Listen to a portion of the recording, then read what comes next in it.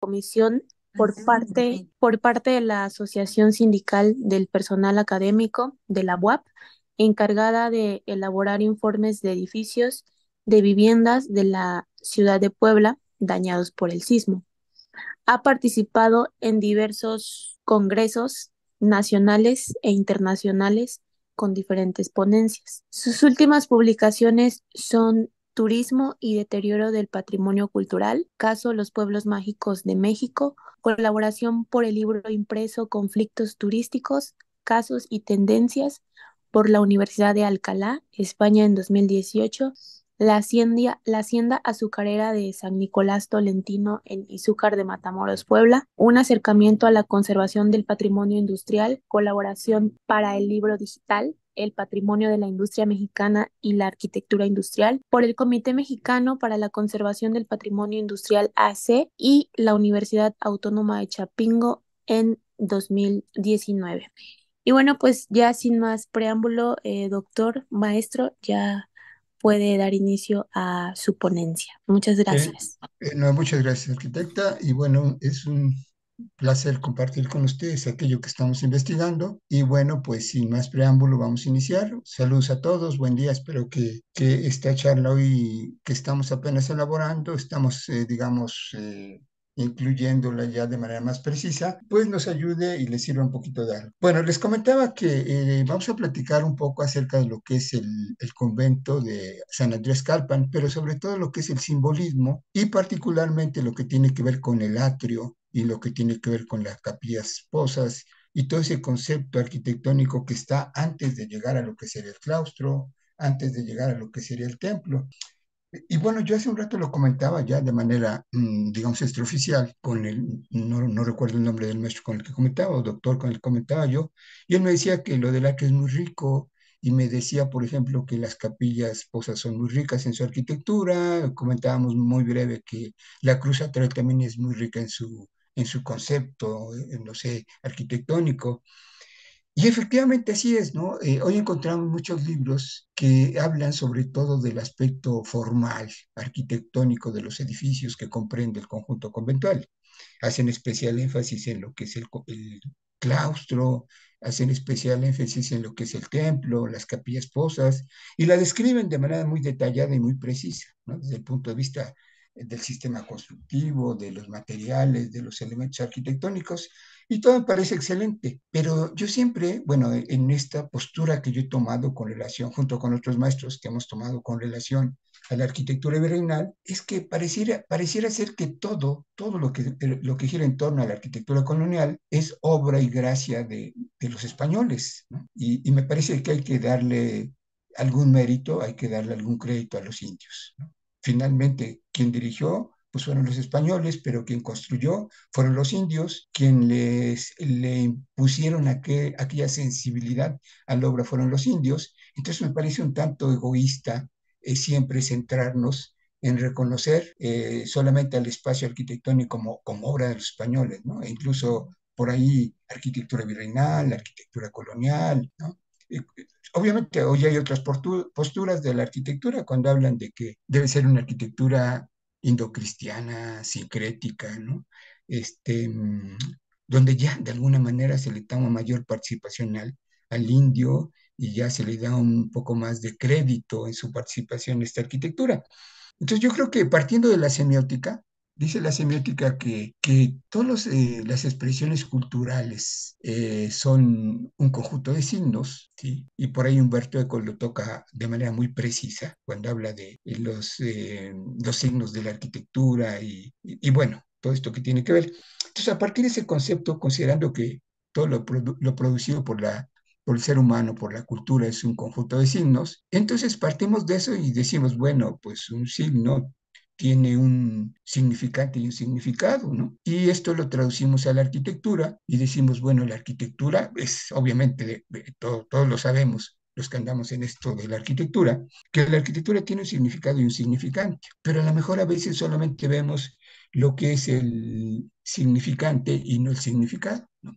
El significante, pues obvio, lo que materialmente vemos, lo que podemos medir, lo que podemos tocar, lo que podemos sentir, pero ¿cuál es el significado? ¿No? Y por ahí yo empezaría. ¿Cuál es el significado del conjunto conventual, por ejemplo? ¿Cuál es el significado del atrio?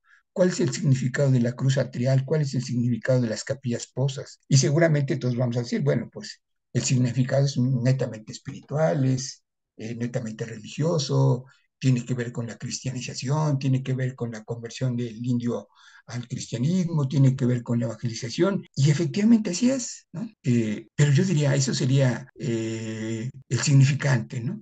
Pero ¿cuál sería el significado de esta obra? Voy a compartirles unas imágenes.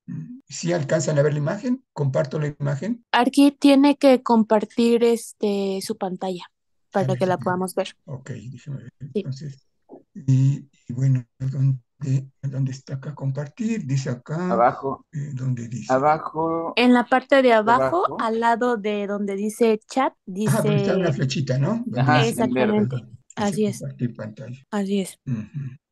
Bueno, creo que ahora sí ya se alcanza a mirar. ¿Sí Ya la podemos miran? ver. Sí, ya podemos ver. Bueno, entonces, aquí está. Bueno, yo tenía algunas diapositivas que son el antecedente a lo que hoy voy a presentar, pero por cuestión del tiempo yo me trasladaría directamente a lo que sería el atrio, ¿no? Vamos a hablar. Decía que vamos a hablar de alguna manera de lo que es como ejemplo de la simbólica de la arquitectura de la arquitectura en el siglo XVI. Vamos a tomar como ejemplo lo que es el caso del exconvento de San Andrés Calpan. ¿Qué es lo que vemos cuando llegamos? Supongo que la mayoría conoce, o quizá en algún libro, quizá de manera presencial, conocen lo que es el exconvento de San Andrés Calpan. Y entonces, convencionalmente, ¿qué encontramos cuando llegamos al templo de San Andrés Calpan? Bueno, pues obviamente que lo primero que tenemos que hacer es accesar a lo que sería el atrio y nos damos cuenta que es un espacio abierto, el atrio, que tiene una forma oblonga, que tiene tres accesos, tiene la orientación de este atrio está orientado hacia los cuatro puntos cardinales, está hacia el norte, hacia el sur, hacia el oeste y el este, y tiene sus respectivos accesos, tiene tres puertas, tiene una en el lado norte, tiene una en el lado sur, y tiene una en el lado oeste. Vemos que tiene cuatro capillas posas, una capilla posa en cada una de las esquinas. Vemos que también tiene una cruz atrial en el centro y bueno, en la parte posterior, que será en el lado este está el macizo arquitectónico que está comprendido por el claustro, portal de peregrinos, capilla abierta, templo y bueno, ¿no? Digamos que eso sería el significante de la arquitectura, ¿no? Y si hablamos y leemos y vemos, dicen, bueno, esto tiene que ver con la evangelización, tiene que ver con la conversión de los indios, el cristianismo, y bueno, sí. Y efectivamente así es. Pero decía, ¿qué hay atrás de esto? ¿Dónde queda el pensamiento indígena? ¿Dónde queda la mano de obra indígena?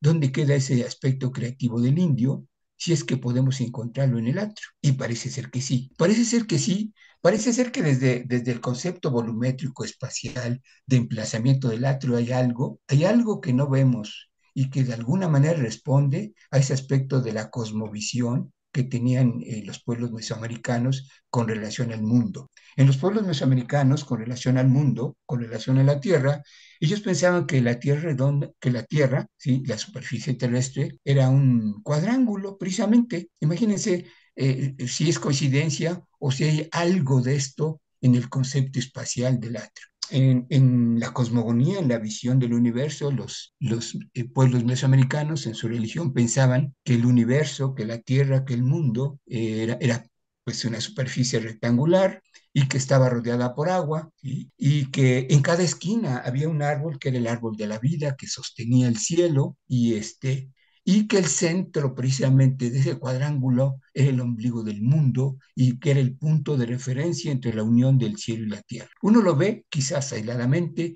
lo escucha teóricamente y resulta quizás muy romántico, ¿no?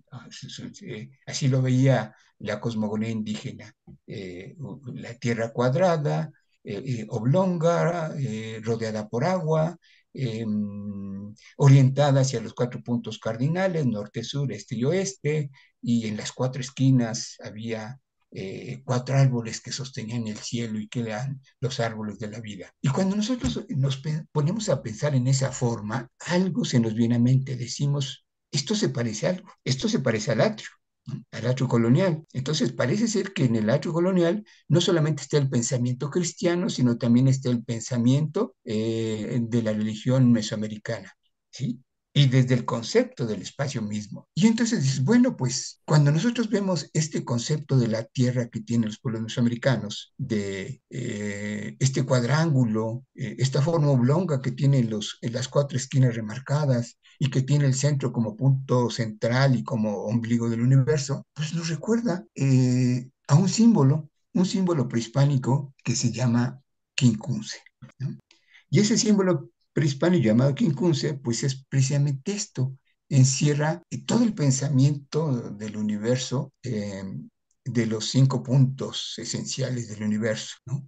Norte, sur, este y oeste, y el punto central, que es el cenit. Y de ahí el nombre de quincunce. Y ese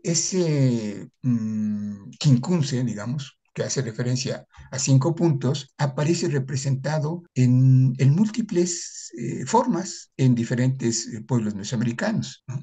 Por ejemplo, ahí yo les comparto en esta imagen, aparece la imagen de la cruz de Quetzalcóatl o de Venus en la cultura mexica. Luego tenemos la cruz de Can en los pueblos mayas y tenemos el símbolo de Venus, por decir algo, solamente estoy poniendo tres, pero no son los únicos, hay obviamente que más representaciones de este símbolo que es el quincunce.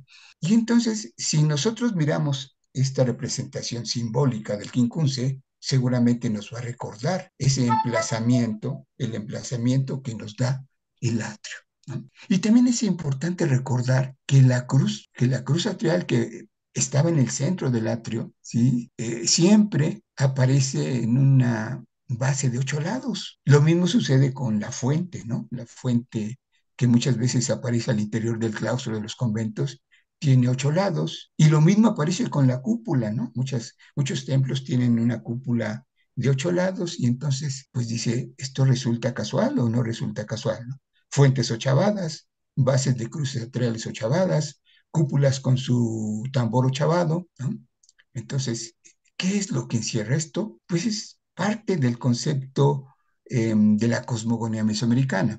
Los para los pueblos mesoamericanos, los puntos principales o los rumbos principales del universo era norte, sur, este y oeste. No se ve el cursor, ¿verdad? Sí. Sí, sí se ve.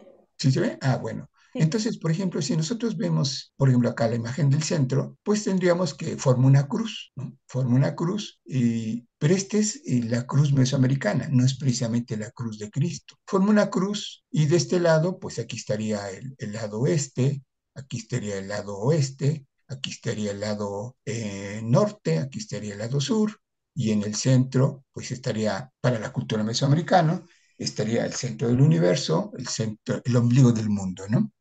El cenit, pero también marca las esquinas, que en la cultura o el pensamiento mesoamericano es donde estaban los árboles de la vida que sostenían el cielo. Y entonces esto nos marca de manera muy precisa 8 lados, ¿no? Sería el norte, el sur, el oeste y el este. Y este punto sería el noreste, este sería el sureste, este sería el noroeste y este sería el suroeste. Entonces, son 8 puntos, ¿sí? Entonces, nosotros pensamos, y digo nosotros, otro compañero arquitecto que hemos trabajado en esto, que el número 8 no es casual. El número 8, además, la numerología en la arquitectura colonial también tiene un papel importante, ¿no? Pensamos que el número 8 no es casual, sino que el número 8 responde, ¿sí? En su plenitud a los rumbos cardinales del universo según la cosmogonía mesoamericana. Estaban los puntos norte-sur, sureste, suroeste, noreste y noroeste, los 8 puntos, ¿no? Y en el centro, cuando se desplanta la cruz, pues precisamente retoma esa forma de 8, ¿no? Los 8 lados, o los 8 puntos, o los 8 rumbos cardinales. Entonces, bueno, aquí les comentaba, tenemos 3 imágenes de este quincunce, y en cada uno de ellos, pues se aprecia ese concepto, ¿no? Por ejemplo, acá igual vemos los 8 puntos, en esta parte, pues aquí vemos igual los 8 puntos y de igual manera vemos aquí los 8 puntos, ¿no? Pero este símbolo se le llama el quincunce, ¿no? Entonces, ustedes, o vamos a juzgarlo, ¿no? Porque les decía esto que, y si bien es cierto, hay muchas cosas que hemos retomado de diferentes autores, también es cierto es que como que hay una tibieza, ¿no? En este sentido, para poder compartirlo, porque bueno, estamos apenas en eso, nos falta todavía tener argumentos sólidos para sostener que esto es así. Sin embargo, bueno, nosotros lo apreciamos que es así. Y aquí estaríamos viendo ya el caso concreto de Calpan, ¿no? Y por un lado vemos un saumerio teotihuacano dedicado a Huehueteotl, aquel dios viejo del fuego, ahí lo estamos viendo, en esta parte de arriba, en el brasero precisamente, lleva lo que comentamos, ¿no? Esa forma de cruz, que era la cruz, vamos a llamarla así, la cruz mesoamericana, no la cruz de Cristo. Aparecen los rumbos cardinales, aparece también el ombligo del mundo, ¿sí? Y ese concepto bajo diferentes manifestaciones se reproduce en diferentes elementos, la arquitectura, en muchas partes. Y bueno, aquí yo hago una referencia y si ustedes alcanzan a ver, bueno, pues ahí vemos lo que sería el atrio, ¿no? Ahí estamos viendo el atrio. Ahí estamos viendo, sí, sí, se alcanza a ver la imagen, señoritas, jóvenes, maestros, maestras, Sí, se ve muy bien. Sí, sí. Bueno, entonces ahí estamos mirando nosotros lo que sería el concepto del atrio. El atrio en Calpan. Bueno, obviamente que la imagen le da la forma, aquellas imágenes de las capillas posas, le da la forma muy precisa y muy parecida a lo que estamos viendo en este brasero teotihuacano, ¿no? Entonces, digamos que por más, yo diría, ¿no? Porque además es eso también algo que hemos platicado los que hemos trabajado en esto, siempre hay teorías que son teorías eurocéntricas, ¿no? ¿Y a qué me refiero a eso? Siempre como que el que escribe, y generalmente los que escriben de esto son en su mayoría autores extranjeros, lo ven de una manera, ¿no? Y magnifican unas cosas y minimizan otras, por ejemplo, ¿no? Entonces, la teoría eurocéntrica, como que lo grande y lo majestuoso y lo más importante en relación a lo pequeño, y como que lo europeo es más importante a la obra arquitectónica de América Latina. Entonces, aquí estamos viendo lo que es el atrio, decía, pues, ¿qué podemos decir? Eso no es la representación del quincunce. Ahí ya lo estamos viendo, está en la base chavada sobre la cual se desplanta la cruz atrial. Después tenemos también en cada una de las esquinas, a manera del árbol de la vida que sostiene el cielo, y que además en la cultura mesoamericana se decía que era el camino, era el rumbo que seguía el espíritu, que seguían las almas para comunicarse con el cielo, ¿no? O sea, es obvio, era el que sostenía el cielo, entonces era el camino para poder llegar al cielo, ¿no? Entonces, es el árbol de la vida. Y lo vamos a ver, y lo comento ahorita, porque después, cuando veamos cada una de las capillas posas, nos daremos cuenta de que hay similitudes importantes que nos llevan a pensar que efectivamente, no solamente en la mano de obra estuvo en la construcción de estos edificios, sino también que ese aspecto espiritual arraigado en la cultura, en el pensamiento indígena, aunque obviamente los españoles quisieron borrar toda huella. Ustedes saben que cuando llegan los españoles, pues queman los códices, destruyen los ídolos, desmantelan los edificios y bueno, la intención era desaparecer el vestigio de la cultura y el pensamiento mesoamericano. Pero bueno, estaba arraigado en la mente y yo no sé si consciente o inconscientemente lo dejan plasmado acá, en este espacio monumental que es el atrio conventual y precisamente en este exconvento de Huejotzingo. Pero aparte de esto, ¿qué otros elementos que tienen que ver con el pensamiento mesoamericano y con la religión mesoamericana había en este espacio cristiano?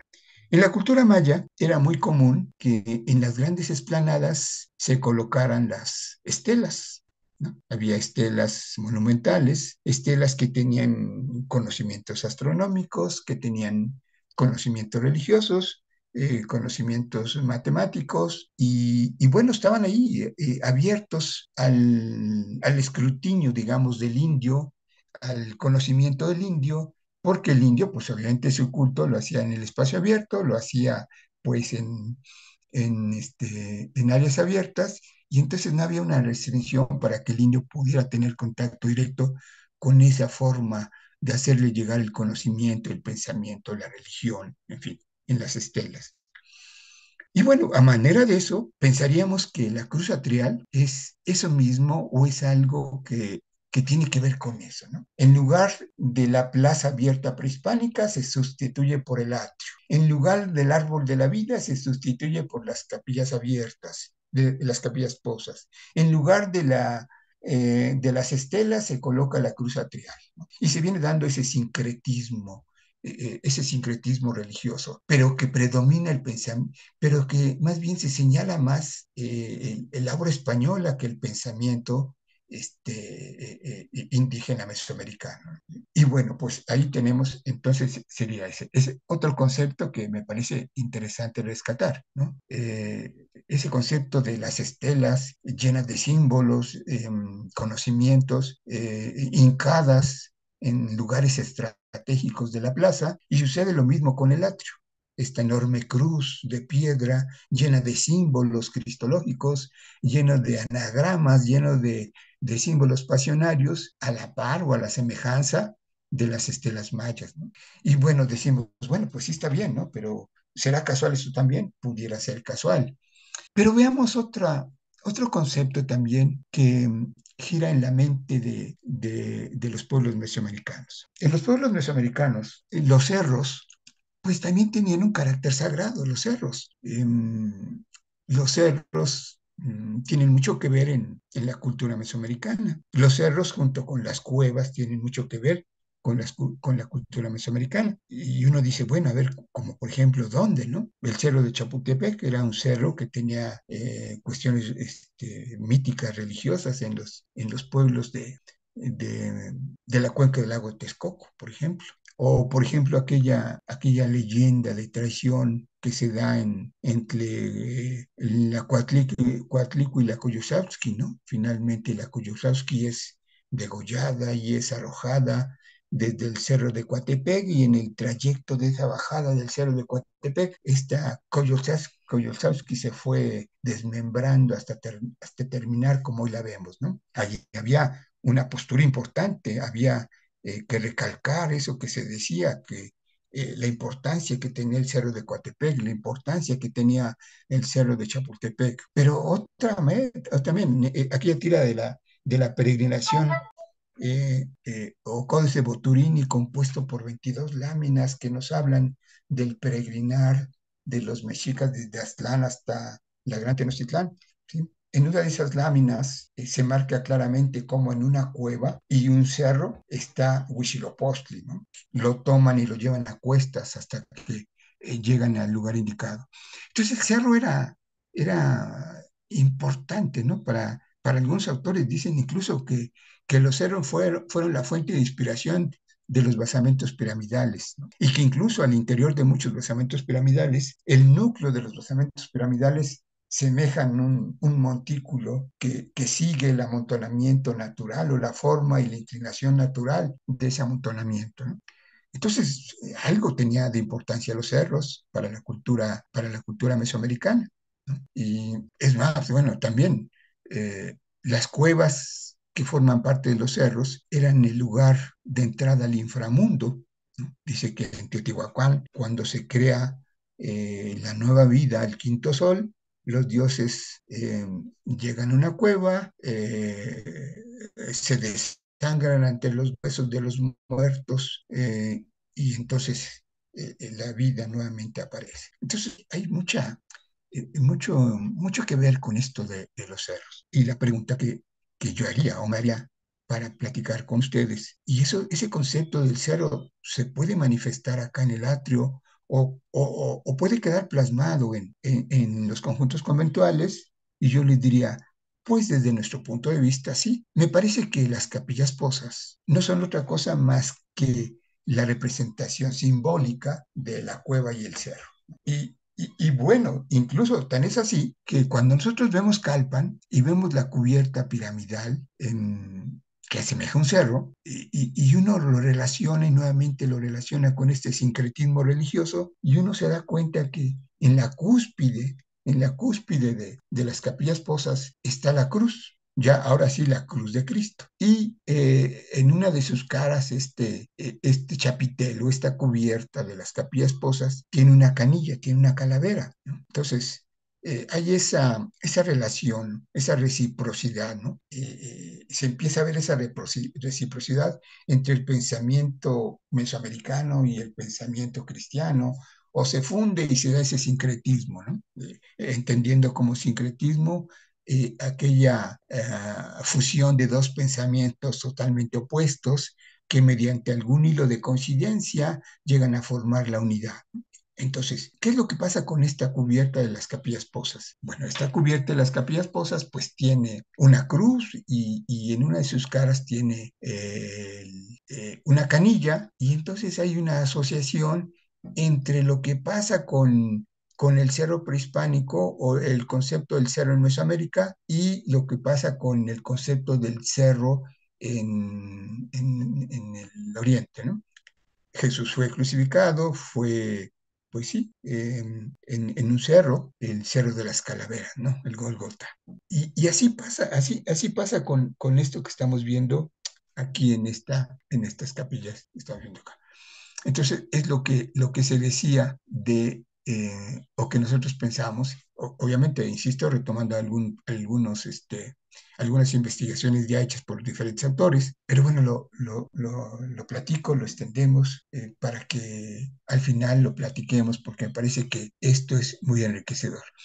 ¿Qué otro elemento puede ser importante de la cultura mesoamericana o del pensamiento mesoamericano que podemos encontrar en el atrio? Pues hay otros, ¿no?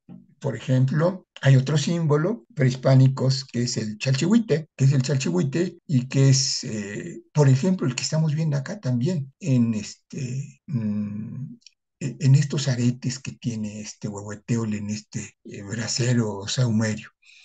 El chichihuite es un círculo en cuyo interior tiene un círculo de menores dimensiones y dicen, bueno, el chalchihuite es, ¿qué será? Aquella obra vamos a llamarla así en términos actuales, de bisutería que se hacía en la época antigua y que tenía que ver con algunos collares, con algunos aretes, de piedra verde, el jade. Pero también algunos autores nos dicen que el chalchihuite, aparte del significado de ser la piedra verde que sirve para enjollar a los personajes importantes, era un símbolo que, dada la ubicación donde aparecen en personajes importantes, tenía que ver en algo. Es un círculo, como el que estamos mirando acá, y comúnmente aparece en el tabique nasal. En algunos personajes aparece esta especie de círculo de jade haciéndose al tabique nasal. En algunos casos más aparece en el lóbulo de los oídos, ¿no? En el caso de los personajes masculinos, en el caso de los personajes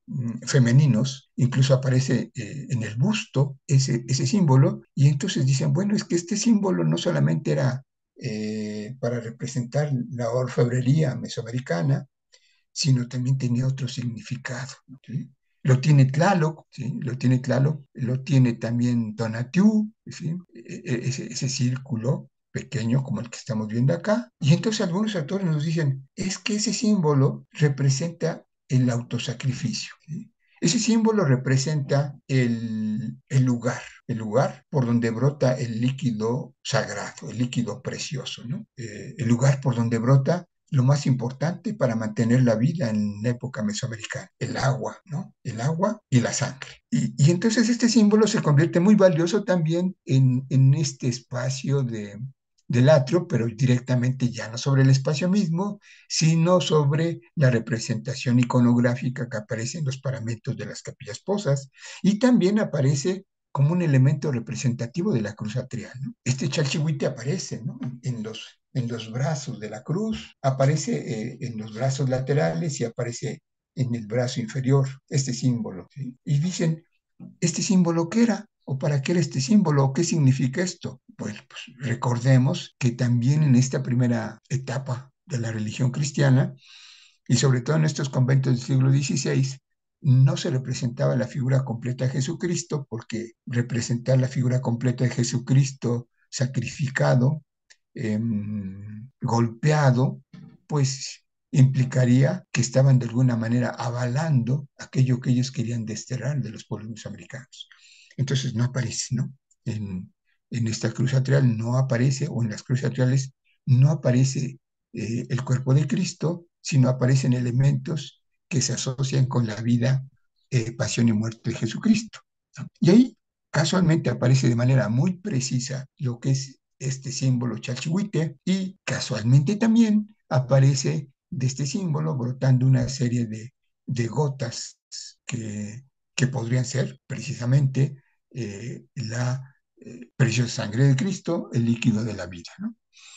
Entonces, ahí tenemos otro símbolo, ahí tenemos otro símbolo, y si retomamos lo que yo decía al inicio, donde dice que todas las manifestaciones culturales son un conjunto de signos y que todo signo tiene un significado y un significante, entonces lo que estamos aquí intentando dejar a la luz es no solamente el significante de estas obras, sino también el significado. Entonces ahí está ese símbolo que es el chalchihuite. Y seguimos. Y me pregunto a mí, y lo contesto para hacerlo del conocimiento y la plática de hoy. ¿Hay otro signo más en esto de la expresión del atrio? Hay otro símbolo también muy importante en la cultura mesoamericana, aparte de otros, por supuesto, que es ¿cómo se llama este símbolo? Es la vírgula. La vírgula es aquel elemento que muchas veces se representa como una voluta que en los códices aparece saliendo de la boca de ciertos personajes. Y bueno, y esta vírgula, ¿cuál es el significado de esta vírgula? Y bueno, pues en la cultura mesoamericana la vírgula era aquella representación que tenía que ver con la oración, con la palabra, con el canto, ¿no? Entonces significa palabra, canto y oración, esta vírgula. Y, y la pregunta es, ¿y esto lo encontramos acá? ¿O por qué señalamos esto? ¿Lo encontramos acá en el atrio del exconvento? ¿O en qué parte lo encontramos? Y pues sí, sí, los vértices de la cubierta piramidal tiene unas enormes vírgulas que unas van hacia el cielo y otras vienen del cielo, ¿no? Y entonces, ahorita yo pasaré una imagen, bueno, déjenme ver si aquí está, por acá. Bueno, aquí ya que estoy ahorita, es que pensaba primero hacer todo este panorama expositivo y después pasar a las imágenes para hacer las precisiones. Pero bueno, aquí por ejemplo, estamos viendo, bueno, en esta imagen, no sé si ustedes alcancen a ver la imagen completa. ¿Sí la ven? Discúlpenme, ¿sí la ven? ¿Ven Sí, esa sí se imagen? ve. Ah, bueno, lo que pasa es que como aquí me salen todos los pegotes, todos los iconos, los mosaicos de la computadora, yo no alcanzo a verlos. Bueno, pues entonces miren, ya tomando en cuenta las imágenes y de acuerdo a lo que hemos platicado.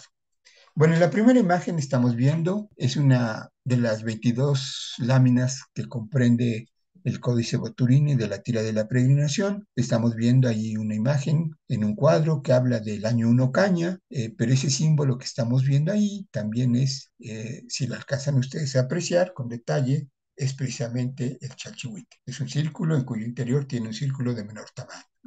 Y luego esa representación caprichosa con un hueco, y por eso quería que lo recordáramos, me parece a mí, teniendo un poquito de imaginación, y se asocia con la portada a la entrada de una capilla posa, ¿no?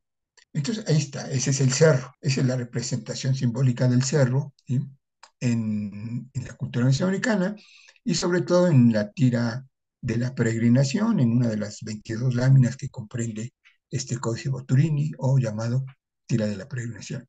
Y ahí se ve la cueva, donde está Huitzilopochtli, y que después es retomado y llevado a cuestas como guía espiritual para encontrar el lugar indicado, el terreno propuesto para fundar la ciudad mesoamericana de la Gran Tenochtitlán. Luego tenemos unos frescos que están en Teotihuacán, está en Tetitla o Tepantitla, seguramente en uno de estos templos. Tiene que ver con la primavera, pero sobre todo lo que aquí me interesa que viéramos es precisamente la vírgula, ¿no? La vírgula que son plegarias, son cantos, son oraciones, en fin, lo que ahí podemos ver en este fresco teotihuacano. Y luego la imagen que sigue es precisamente la cubierta de esto que estamos hablando, una capilla posa. Les decía, yo no veo la vírgula porque me lo cubren los iconos de la computadora, pero hay una enorme vírgula que inicia en la parte baja y sí tiene la voluta en la parte alta, yo no alcanzo a verlo, sí la tiene, me comentan, sí la tiene, y la curvatura, ¿cómo le pudiera decir? Esa voluta, bueno, ahí está, ya, sí la alcanzan a ver ustedes. Entonces vean, la vírgula se extiende desde lo terreno hasta el cielo, lo alcanzan a ver. Entonces, arquitectónicamente diríamos, o cualquiera diría, desde el punto de vista del significante, que es un baquetón que destaca la arista de la bóveda piramidal. Pero ¿cuál es su significado? ¿Qué decíamos? Si podemos ahorita asociar lo que venimos comentando, que en las esquinas, según el pensamiento mesoamericano de su visión cosmogónica, estaban los árboles de la vida que sostenían el cielo y que era el lugar por donde se daba la comunicación entre la tierra y el cielo, ¿no? Era donde se daba esa comunicación espiritual, era por donde se podía transitar el camino de la tierra hacia el cielo. Y entonces ahí, ¿qué es lo que estamos mirando en esta imagen? Lo que estamos mirando en esta imagen es aquellas plegarias, aquellas oraciones, ¿no? Esto me recuerda, y para aquellos que les gusta el fútbol, me recuerda, no sé si, perdón por este ejemplo tan burdo a lo mejor, ¿no? Pero cada vez que veo fútbol y veo a alguien que hace eso, me acuerdo de esto. Me recuerda, por ejemplo, a este jugador mexicano, ¿no? Que fue en cierto momento un símbolo de la acción mexicana, y hoy en día este personaje futbolista que está haciendo las cosas bien en Holanda, que lanza sus plegarias al cielo, ¿no? Hace sus oraciones hacia el cielo y mira hacia el cielo como esperando respuesta. Pues ahí están, ¿no? Estas son las vírgulas que se extienden hacia el cielo en las esquinas, que es el punto de comunicación o de comunión entre la tierra y el cielo, según el pensamiento mesoamericano. Y la pregunta queda en el aire, ¿esto fue impuesto por los españoles? ¿Fue impuesto por los frailes? ¿O fue acaso la expresión máxima espiritual del indio? ¿Sí? Negándose a morir aquel sentimiento arraigado que tenía en su pensamiento y su visión cosmológica. Yo no sabría, pero cuando menos considerémoslo. Y bueno, pues ahí está, ¿no? Dice que esto que estamos viendo acá es las oraciones, las plegarias que el indio manda o envía al cielo, ¿no? ¿Y qué más podemos ver de otros símbolos aquí en esta capilla? Bueno, pues ahí vemos la tierra papal, ¿no? O la corona, es la corona de los reyes de España, ¿no? Como remate. Pero al interior, para todos aquellos que conocen estas capillas posas, al interior esta cubierta de prisma triangular se trunca precisamente en la punta y termina en una circunferencia, ¿sí? Para dar paso arriba a la corona. Pero por la parte inferior, lo que vemos es otro elemento simbólico de la cultura mesoamericana. Por la parte inferior aparece el sol, aparece un sol, pero ya con otro significado, ¿no? ¿Qué será? El significante es el sol, el significado es otro. Está el sol como si fuera Tonatiuh, ¿no? El que está en la cúspide, pero los indios o el fraile le cambió esa connotación y ahora en lugar de que aparezca la fauce hambrienta de sangre de Tonatiuh, aparece el IHS, ¿no? O el JH, ese, ¿no? Que es en escritos grecolatinos, el Jesús de Nazaret, rey de los judíos. Pero está en el sol, que es Tonatiuh, ¿no? O sea, esto es interesante porque el indio se resistía a dejar sus creencias, ¿no? Y bueno, pues ahí está el sol. Y de hecho, ese símbolo es el símbolo de la orden jesuita, ¿no? El sol con el IHS. Pero ¿qué más vemos en esta imagen? Vemos algo, ¿no? Vemos cómo incluso la flora permanece en el pensamiento del indio. Encima de la corona está un cactus, ¿sí? Un cactus y abajo hay una especie de tablero, muy a la manera de los tableros que junto con los taludes hicieron posible el basamento piramidal. Abajo, no sé si lo alcanzan ustedes a ver, como que la tierra, el soporte de donde está esta cubierta es un tablero, ¿no? Y se ve un tablero a la manera de los tableros teotihuacanos. Se alcanza a ver.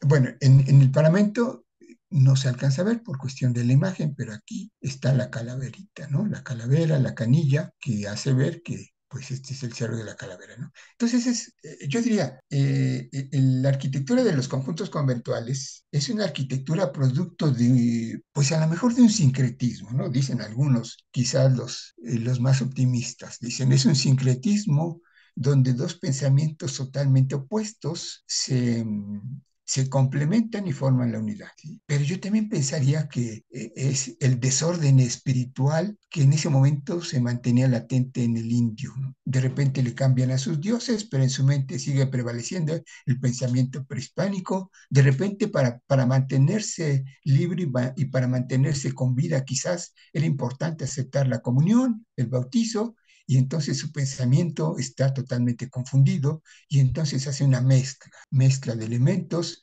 donde lo significativo el símbolo o el signo, el significado y el significante se vuelve confuso. Y ahí está, por ejemplo, esto que tenemos acá. En la parte superior, sobre la misma corona, está un cactus que por ahí también, que se contrapone a las uvas, ¿no? Porque aparte de eso, ya en la iconografía de los conventos y en la iconografía, sobre todo del barroco mexicano, donde hay esa competencia entre los angelitos negros y los angelitos blancos de tradición europea, los angelitos de color rubio en el pelo y los angelitos de color negro en el pelo, aquella lucha iconográfica que se da en Ecatepec, por ejemplo, en Tonantzintla, donde esa iconografía cambia, pues yo creo que esa lucha era desde antes en la representación de elementos. Acá lo vemos. Sobre la cruz está un cactus, ¿no? Y abajo, en el tablero, nos alcanzan a ver ahorita acá en esta imagen, pero en esa parte, como remate del tablero, como remate del cubo de la capilla posa, encontramos unas flores que florecen cuando el maguey ya es un maguey maduro, cuando ya tiene semilla el maguey, ¿cómo se llama esto? ¿Alguien recuerda? Se me fue ahorita el nombre de la semilla que arroja el maguey en su parte central y unas florecitas, que se come, por cierto, en los pueblos. Lo tenía yo en la mente. De casualidad, ¿alguien recuerda cómo se llama eso? El quiote, es el quiote, ¿no? Es el quiote del maguey. Entonces, la ornamentación del remate del cubo de las capillas posas son con flores de quiote, de maguey. Entonces había cierto respeto a lo mejor para las cactáceas, porque de las cactáceas era donde brotaba aquel líquido que solamente era aceptado que lo tomaran los dioses, ¿no? El elixir de los dioses, el aguamiel. Y decía que quizá le hace competencia a las uvas porque, bueno, eh, la uva es una muestra occidental del vino y la cena de consagración y obviamente también la sangre de Cristo, ¿no? Pero bueno, esto es lo que tenemos aquí en esta parte. Y lo que decía yo también hace un momento, en la primera parte de la exposición, ven acá ustedes esta imagen que tenemos acá de una escultura prehispánica.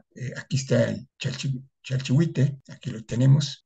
Primero, sí, como arete, como un adorno de joyería, pero después también como aquel símbolo que significa el lugar por donde brota el líquido, ya lo comentábamos. Lo que pasa es que en la época prehispánica pues había el autosacrificio, se perforaban con la punta de las pencas del maguey, se perforan lugares muy sensibles de un fácil y abundante sangrado, como sería el tabique nasal, como serían los lóbulos de los oídos, como sería en el caso de las mujeres el busto, la lengua, ¿no? Entonces es muy común ver algunas imágenes de esta autosacrificio. Pero aquí lo que me interesa rescatar es que este símbolo, el chalchihuite, aparece de manera muy elegante y muy, yo diría, muy evidente en las cruces de los atrios. Y decía también otro elemento, recorriendo poco algunos elementos de la capilla posa o de las capillas posas, vemos también los cascabeles, vemos también algo que llama la atención. En la cultura mesoamericana había otros aspectos, ya no digamos tanto cosmogónicos, pero sí rituales, donde se pensaba que todo aquel personaje que salía con ciertas deformaciones era fuente de poder divino, no era común, por supuesto, no era común que la gente apareciera o naciera con ciertos problemas congénitos, como por ejemplo estrabismo, como por ejemplo, no sé, algún problema dental, no sé. Entonces, al no ser común, toda aquella persona que nacía bajo esas características, pues era considerada como un recipiente de poderes divinos, ¿no? Como algo elegido por los dioses. Y por eso es que en las culturas mesoamericanas se deformaban el cráneo. Por ejemplo, los mayas se deformaban el cráneo, practicaban el estrabismo, los olmecas se limaban los dientes para tener una similitud con el jaguar. Entonces hay una deformación en su proceder, en su parecer, porque para ellos esto era con características mágicas y religiosas. Hay unos personajes que aparecen, por ejemplo, acá San Miguel es un personaje que aparece en uno de los paramentos de una capilla posa en Calpan y nos muestra, quizás aquí por cuestión de la imagen no se nota tanto, pero independiendo varios perfiles, este arcángel San Miguel nos muestra una especie de una pierna más corta que otra. Entonces pareciera ser que ese pensamiento de deformación fue incluso tomado por los indios para cuando hicieron estos relieves, plasmarlo en personajes que obviamente los frailes no imaginaran que tuvieran alguna debilidad o alguna deficiencia, ¿no? Pero algunos autores han hecho ya incluso algunas cuestiones clínicas, estudios clínicos por ahí, se han hecho en esta imagen y nos muestra que una de las piernas, yo pensaría que es la que estamos viendo al lado izquierdo, es un tanto más corta, ¿no? Y que pudiera pensarse que padecía de polio, ¿no? Entonces, pues hay una serie importante de estos símbolos prehispánicos. Aquí el otro es el cascabel, ¿no? O sea, aquí, por ejemplo, vemos a esta deidad mesoamericana que tiene cascabeles en la mejilla, y luego cuando vemos a este personaje que es San Miguel, vemos que en su falda, en su faldita, aquella falda que tiene, le cuelgan los cascabeles. Entonces el cascabel tenía connotaciones religiosas en la cultura mesoamericana, ¿sí? Quizás cuestiones de poderío que se reflejan, por ejemplo, en este relieve que estamos mirando acá de San Gabriel, ¿no? De San Miguel, perdón, de San Miguel. Está diciendo San Gabriel, San Gabriel es San Miguel, perdón, es San Miguel, aquel que vence al demonio, ¿no? Quizás, perdón, corrijo, no es San Gabriel, es San Miguel. Ya va, es un poco confundido. Y bueno, aquí está, ya viendo nuevamente lo que les comentaba. Vean, doy un poquito de tiempo para que ustedes lo vean. Ahí está, por un lado vemos el chalchihuite o chalchihuat. En la primera imagen lo vemos asociado a la planta del maíz. Ahí se ve. Pues, quizás que pudiéramos pensar en esta imagen, en su significado. Pues su significante es lo que estamos mirando, es la imagen de la planta del maíz. Estamos mirando también eh, 8 símbolos chalchihuitis o chalchihual, lo estamos mirando acá. Bueno, más bien no serían 8, serían 10, ¿no? La planta del maíz tiene una parte baja y tiene una planta alta. Y yo me quedo corto porque en la parte baja de los personajes del paisaje, ahí hay otros, ¿no? También. Algunas de estas piezas que están acá fueron encontradas en sitio, in situ en Calpan, y, y bueno, me interesaba destacar qué tan importante. Y aquí también quiero que vean la segunda imagen. En la segunda imagen está una piedra.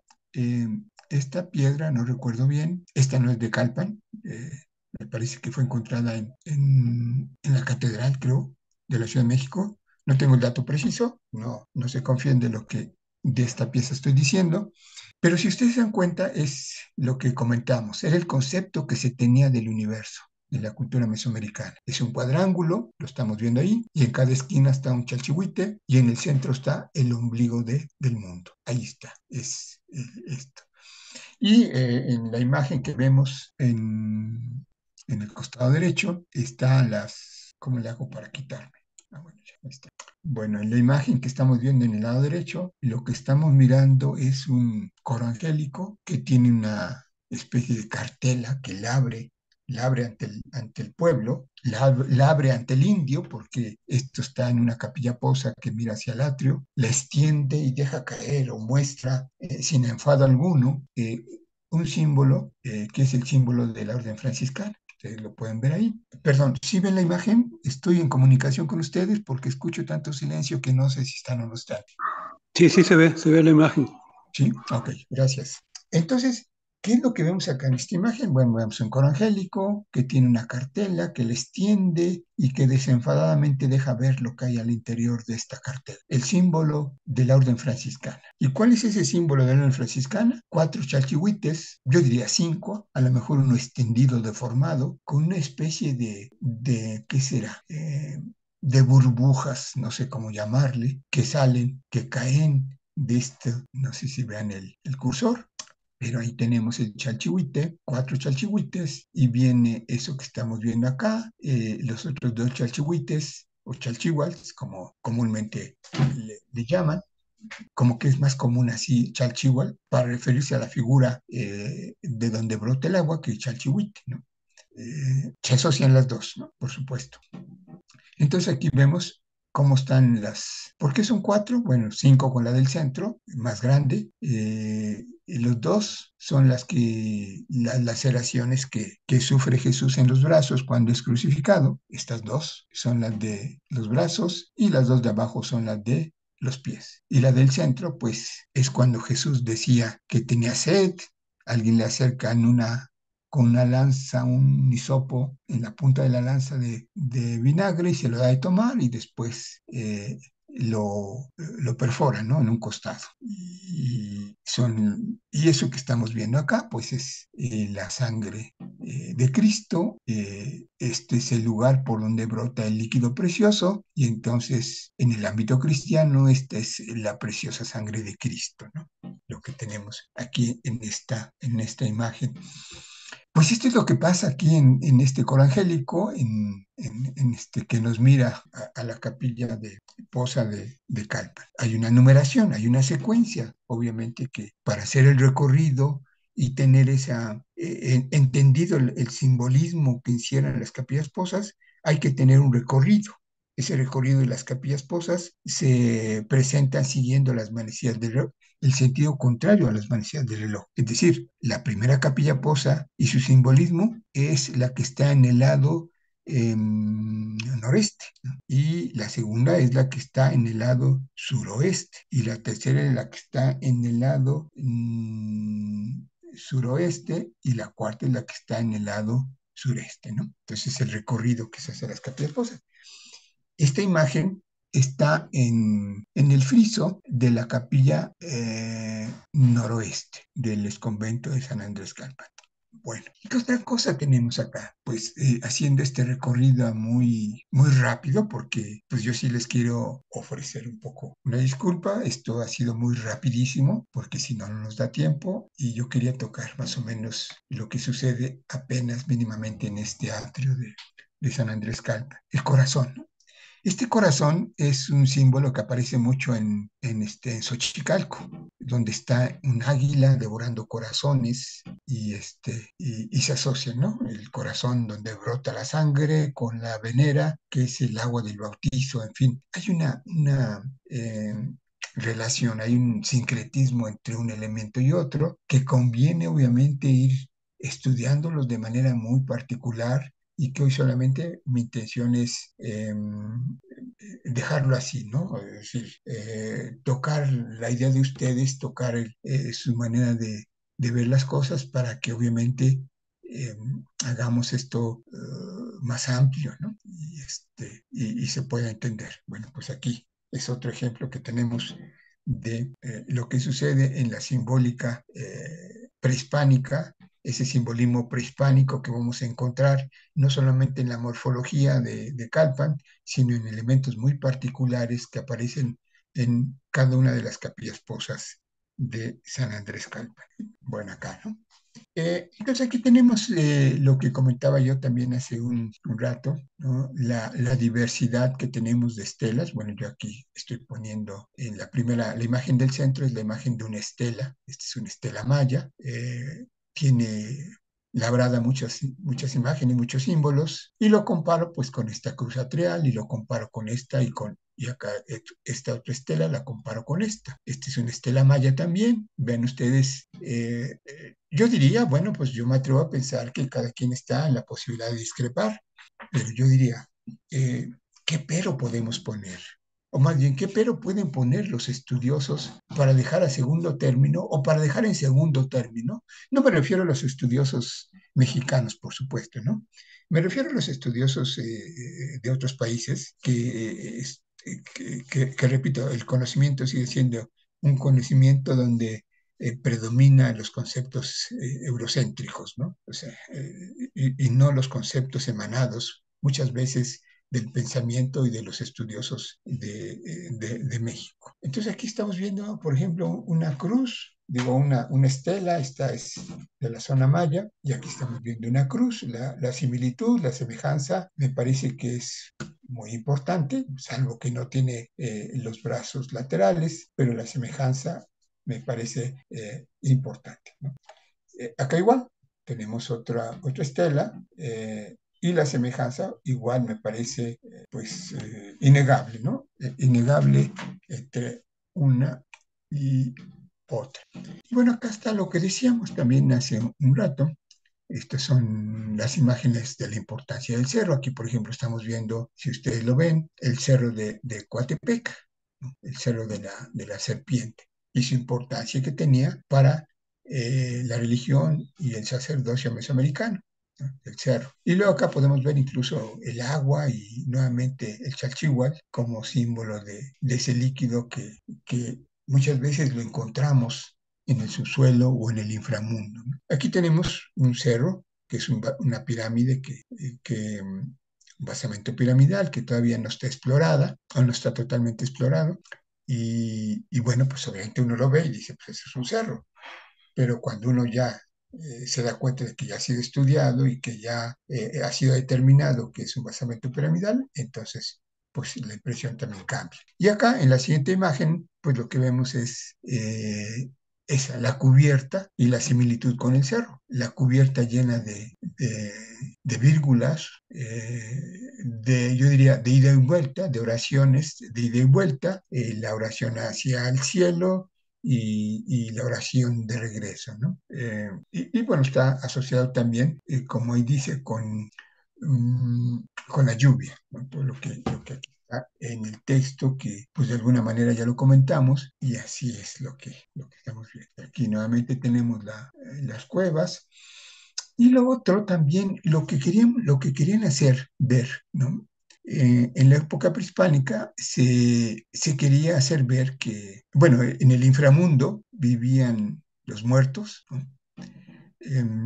Y acá en este caso, en una capilla de Calpan, vemos que en la parte baja de la capilla, una de las capillas de Calpan, aparece, no sé, el inframundo, ¿no? Porque había que negarlo, ¿no? Había que negar que en la cultura mesoamericana, pues, obviamente el inframundo no tenía, yo diría, nada de malo, ¿no? Era el lugar donde moraban los muertos, pero no había esa cultura de que era maligno. Claro, lo mejor era el cielo donde habitaban los dioses, pero en la cultura colonial como que se intenta satanizar eso, lo oscuro, el inframundo, la muerte. Y entonces aquí, por ejemplo, en esta capilla posa, en la parte inferior, alcanzamos a ver cómo están los demonios. Aquí están los demonios del inframundo, levemente asomándose hacia lo terreno, ¿no? Pues obviamente quizás con la intención de infundir un temor hacia el indio, pero quizás el indio no sabía de estos aspectos que tiene que ver. Y acá en la parte inferior nuevamente vemos la capilla posa u otra capilla posa, porque esta es otra, con las vírgulas que se elevan en oraciones y plegarias hacia el cielo. Ahí lo estamos mirando. Bueno, aquí sería lo último. Hay algunos símbolos que se asocian directamente con el calendario azteca, por ejemplo, ¿no? Ahí hay unos símbolos que aparecen comúnmente en las portadas de las fachadas de las capillas posas. Aparece siempre el sol como el elemento predominante que domina, ¿sí?, la imagen. Es el sol, que en este caso pues es Tonatiuh. Esta imagen es un símbolo mariano. Es una abstracción del nombre de la Virgen María. Ahí está la V, la A, la M es la Virgen María, luego viene la corona, entonces María Reina, y luego está al interior de un círculo que es el sol. Cabe hacer la aclaración que este tipo de símbolos se encuentran en las partes más altas de la capilla posa. ¿Era casualidad? Pues quizás pensando en que estaban estos símbolos en lo más alto, ¿no?, asociando la tierra con el cielo, pero sobre todo también a lo mejor asociando que no podía estar al alcance de los frailes, porque muchos frailes pues ya estaban ancianos, entonces no podían accesar a ciertas alturas como para poder borrar o quitar estas expresiones gráficas producto del pensamiento náhuatl y de los indios. Entonces me recuerda lo que sucedió en la Capilla Sixtina cuando Miguel Ángel pintaba el paraíso, ¿no? Que los papas le decían que esas imágenes que estaban pintando ahí en el paraíso parecían muy denigrantes y muy obscenas, y le pedían a Miguel Ángel que les pusiera algo para que tapara esas imágenes, pero Miguel Ángel lo sostenía y lo hacía porque sabía que a esas alturas de la Capilla Sixtina los papas no podían llegar y obviamente no podían hacer algo para impedir que eso permaneciera plasmado ya en esas capillas sixtinas, ¿no? Yo pensaría, hago esa analogía porque yo lo pensaría acá, están en partes altas donde el fraile no podía hacer nada. Bueno, en la parte de arriba, en la parte de abajo está un símbolo cristológico, que es el IHS, ¿no? O más bien sería el JHS, igual encerrado en un símbolo que es circular como Tonatiuh, de la cual desprende los rayos solares. Bueno, con esto yo termino para poder escuchar sus comentarios, para escuchar sus preguntas y sobre todo pues enriquecer esta investigación que hoy está en pie, se está elaborando y que obviamente falta mucho por hacer, pero que sus aportaciones pueden ser muy interesantes. Pues gracias por su atención y bueno, pues yo espero que haya servido de algo, cuando menos despertar la inquietud por ver el significado y no tanto el significante de la obra colonial y encontrar algo más que el puro pensamiento español. Gracias y estoy a sus órdenes. Arqui, nos comenta Susi que si podría presentar la imagen de la capilla Posa, por favor. Por supuesto. Sí, gracias. ¿Me dicen cuál? ¿Esa? ¿O cuál sería? Sí, esa, por favor. Pues aquí está. Y la posterior, si es tan amable. Ahí está. Muy bien. Muchas gracias y Ok. felicitaciones. Por demás interesante toda su conferencia. Gracias. No, a usted. Pues perdón, Si alguien tiene alguna pregunta, comentario, ahorita tenemos tiempo para debatirlo, comentarlo. Sí, la intención de hacerlo un poquito rápido, les decía, a mí me interesa escuchar algunas opiniones, comentarios, porque esto obviamente enriquece esto que hoy está surgiendo lo comentaba al inicio de esta plática, ya tenemos una publicación, fue un ensayo que finalmente se publicó, tiene obviamente cantidad importante de aciertos y desaciertos que obviamente hay que corregir para la edición final ya del documento, pero bueno, ya fue publicado este documento. Y pues sí, pues yo estoy atento a sus indicaciones, sus explicaciones o sus comentarios. Y con gusto, pues lo platicamos. Podría yo seguir hablando, por supuesto, de esto de las capillas posas y del atrio, pues es algo que a mí me apasiona. Sin embargo, sí me interesaría escuchar su punto de vista porque para mí, pues resulta enriquecedor, ¿no?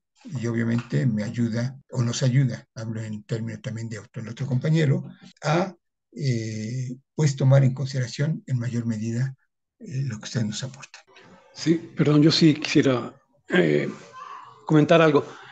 Muchas gracias, maestro, por esta extraordinaria presentación que da para más todavía, da para mucho. Por Es supuesto, muy sí, sí, poco el claro. tiempo, muy poco el tiempo para explicar tanta simbología, tantos significados que hay en Tlalpan, así como en todos los edificios conventuales del siglo XVI. En todos tenemos demasiada simbología, demasiada, pues, arquitectura como semiótica, creo yo.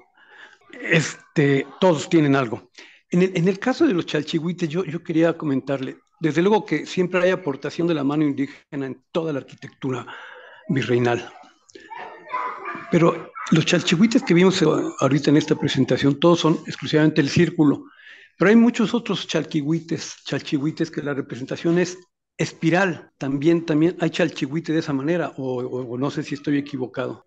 Sí, le comentaba que al digamos que hay dos aspectos que giran en torno al Chalchihuite. Uno que tiene que ver con la obra de orfebrería, donde hay, digamos, modelados de joyería, vamos a llamarla así, que se ponían en la época prehispánica, que tiene diferente forma. Entonces puede haber formas variables en relación al Chalchihuite, ¿no? O sea, en general habla de obra de orfebrería en piedra verde, el Chalchihuite, ¿sí? Y la más común es la que tiene el círculo. Pero hay No, otras formas, por supuesto. sí, porque yo he visto muchas representaciones en templos católicos donde la aportación de la mano indígena siempre por ahí aparece algún chalchihuite. Y la mayoría de las veces los he visto en forma espiral, pero en diferentes estados de la República, siempre aparece por ahí la presencia de la mano indígena, ¿no? Y muchas Claro. veces es el chalchihuite con esas diferentes formas, claro que sí. Muchas gracias. Si no, sí, para servir, pues estamos para servirles y para que nos comenten. Y hay otros símbolos, como decía la persona, el maestro que nos hizo favor de comentarnos, hay otros símbolos que también pues son muy importantes, ¿no? En esto la simbólica que aparece acá en Calpan. Pero decía, yo solamente puntualicé en algunos porque sí me interesaba escuchar la opinión. Pues no sé, arquitecta Katia, si hubiera más comentarios, yo estoy en la disposición de estar aquí hasta que ustedes me digan. Y Sí, Perdón, alguien maestro. más. Este, No, sí, perdón, me perdón, nada gustaría. más. Perdón, adelante. Perdón, muy rápido. Nada más quería comentarle, también en la pintura mural aparece mucha de la simbología de la que ha estado usted comentando. Cholula, por ejemplo, es algo muy particular. Actopan Hidalgo también, mucho en pintura mural de lo que usted acababa de mencionar, de las cuestiones demoníacas y del diablo, porque siempre pues decían de eso, ¿no? Aparece mucho de eso también en pintura mural. por supuesto, la pintura al fresco, sí. Tlahuelilpan, por ejemplo, no sé si usted conozca Tlahuelilpan, el convento de Tlahuelilpan es igual. Miren, algo que también, y creo que no puedo dejar pasarlo por alto, es la cruz, ¿no? La ubicación de la cruz. O sea, ¿por qué es tan importante la cruz? Si tenemos un espacio de 80 por 110 metros, que eran más o menos las dimensiones que tenía un atrio promedio en el siglo XVI, eran de esa forma oblonga, 80 por 110 más o menos, tenían esa forma los atrios. Entonces, si el atrio quedaba completamente solamente con las capillas posas, quizás con los pasillos procesionales, este gran espacio abierto, pues era a lo mejor un espacio de la nada. Entonces había que darle cierta unidad a ese espacio, había que darle cierta sacralidad a ese espacio, y ese espacio, bueno, para el indio, el centro del atrio era el ombligo del mundo. ¿sí? Pero era una cuestión solamente imaginaria para el indio, ¿no? Pero en la cultura religiosa católica había que darle esa connotación al centro, ¿sí? Y entonces dicen, bueno, ¿qué hacemos? Pues en ese centro que para el indio es el centro del mundo, pues ahora el centro del mundo no va a ser el ombligo del mundo, ni lo que él puede imaginar de este espacio abierto. Vamos a colocar el símbolo universal de la fe cristiana, la cruz, y la colocan ahí. Pero para el indio, la cruz significaba el punto quinto, el cenit, el punto que apunta hacia el cielo, ¿no? Y ahí era una cuestión también muy interesante que no comenté y que no la puedo dejar pasar por alto, por supuesto, ¿sí? Por cuestión del tiempo, yo quería obviar para poder tener y escuchar sus preguntas, pero pues considerando que podemos todavía tener un poco de tiempo y enriquecer esto, lo comento. Y si hubiera preguntas, por supuesto que estoy a la disposición de poder contestarlas. ¿Qué pasa con el cenit? ¿Qué significa el cenit, por ejemplo? Dice ahí en una parte de los textos que pasamos en las diapositivas, el cenit es el punto de contacto entre el cielo y la tierra, ¿no? Pero ¿qué pasa realmente desde el punto de vista? De hecho, ahorita hay un eclipse, ¿no? No sé si ya pasó, creo que está un eclipse, por ahí iba a estar un eclipse, o ya está, o ya terminó, no sé. Bueno, dice, el cenit, ¿qué significa en la cosmogonía mesoamericana? ¿O qué significa realmente en el ámbito geográfico? O no sé cómo se le puede llamar.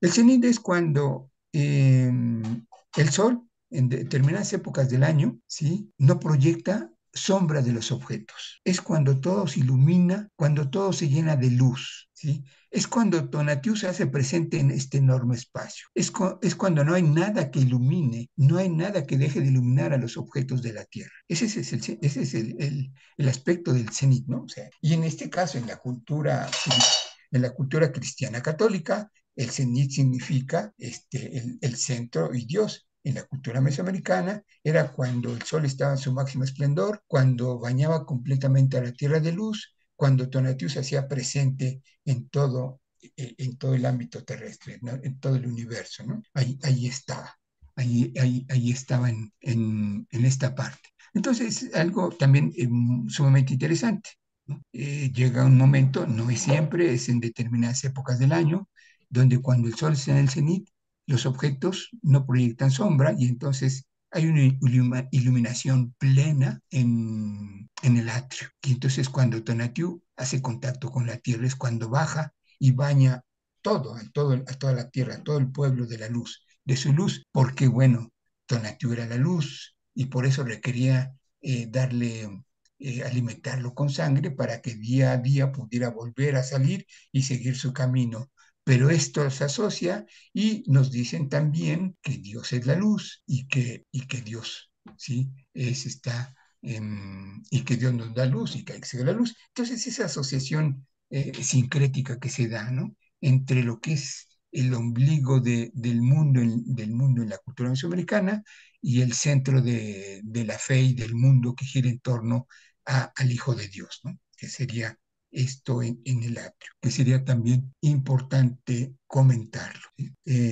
Pues sí, y además también les decía, ¿no? Cuando Dios está, o cuando la luz está en el universo, en el caso de la cultura que será cristiana, queda de manifiesto que Dios es omnipotente y omnipresente, ¿no?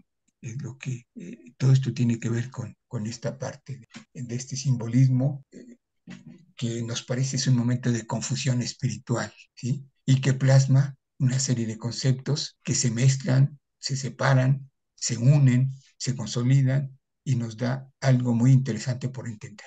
Pues sí, arquitecta Katia, usted me dice que Perdón, ¿me permiten? sí, adelante. Adelante, Sí, adelante, Susi. gracias, gracias. Sí, maestro, mire, yo quiero comentar que tenemos unos ejemplos muy buenos, por llamarlo de esa manera, de los chalchihuites que podemos observar en el Museo de Sitio de Cholula. Entonces, la gente que pueda acudir ahí y observarlos va a ser muy interesante por la forma que tienen, los tamaños que tienen y sobre todo la explicación, aunque es muy un tanto escueta por el espacio, el poco espacio que tienen, la explicación que brindan a través de las cédulas de el uso que se les daba a ellos, ¿no? Como por ejemplo para para estar formando el hilo de algodón. Así que, bueno, una recomendación, dar una vueltecita por allá, aprovechar la visita para ver una buena parte de esta pirámide preciosa y apreciar mejor el museo que tiene mucho que ofrecernos a todos los visitantes. Claro, con Muchas gusto, gracias, por maestro. supuesto. Magnífica su exposición. Felicitaciones. Muchas gracias, Manuel. Pues no sé. ¿Alguien más tiene algún comentario? Si no, para pues ya finalizar la ponencia. Pues yo nada más agradecerle al maestro la extraordinaria exposición que nos hizo y abre el panorama, abre mucho para seguir estudiando esto. Muchas gracias, maestro. No, al contrario, gracias por su atención, gracias a todos ustedes y bueno, pues espero, muchas veces de ahí nacen las inquietudes, cuando de repente por ahí alguien toca algo que es desconocido y andamos en el camino, andamos en esto del conocimiento, pues nos toca las cuerdas del conocimiento para decir, pues sí, sí me gusta, quiero ir por allá o no quiero ir por allí o me interesa indagar más de esto. Entonces, pues esa es la intención también de esta plática, despertar la inquietud por conocer más, ¿no? Y sobre todo me parece que hay jóvenes, bueno, yo veo a la arquitecta Katia también muy joven, entonces esa es la idea de que los jóvenes se inmiscuyan en esto, porque yo he tenido la experiencia de trabajar en otras universidades de renombre y muy importantes en el país, y entonces muchos jóvenes están educados con referentes, digamos, no comunes para la mayoría de la población. Entonces, platicando con muchos de ellos, tienen la idea de que lo viejo ya pasó su tiempo y que lo viejo hay que desecharlo y que el centro histórico merece intervenciones donde hay edificios tipo, no sé, Zaha Hadid y edificios que realmente rompan con esa monotonía y esa arquitectura decimonónica del centro histórico y muchos piensan así, ¿no?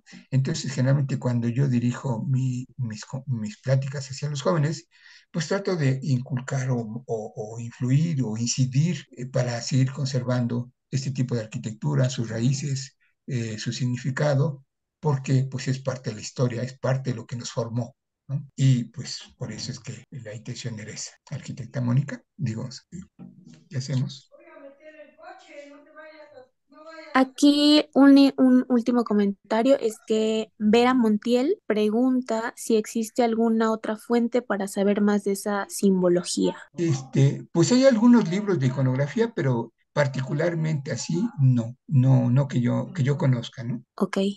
Bueno, Arqui, pues entonces ya damos por finalizada su ponencia. Muchas gracias y muchas felicidades por todo esto que nos comparte. Agradecer su tiempo en este ratito que nos pudo compartir.